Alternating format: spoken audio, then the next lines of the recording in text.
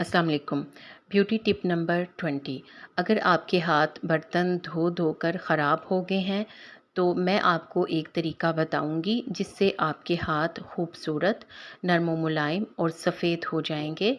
इसके लिए आपने जो चीज़ें लेनी हैं उनमें मक्खन 1 चम्मच, काफ़ूर का पाउडर 1 ग्राम और सुहागा 1 ग्राम। बस ये तीनों चीज़ें आपको चाहिए।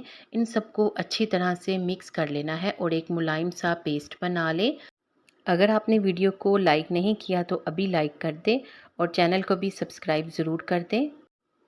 इस पेस्ट को बर्तन धोने के बाद हाथों को अच्छी तरह से खुश्क करके हाथों पर लगाएं।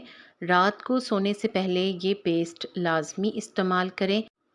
इससे ख़राब और सख्त हाथ भी नरम व मुलायम हो जाएंगे, हाथों की रंगत भी निखर जाएगी। और अगर आपको इसको लगाने से हाथों पर ख़ारिश हो तो इसमें थोड़ा सा गुलाब का अर्क या दूध शामिल कर लें। मज़ीद टिप्स के लिए चैनल को सब्सक्राइब कर दें, वीडियो को लाइक कर दें, अच्छा सा कमेंट कर दें। बहुत शुक्रिया।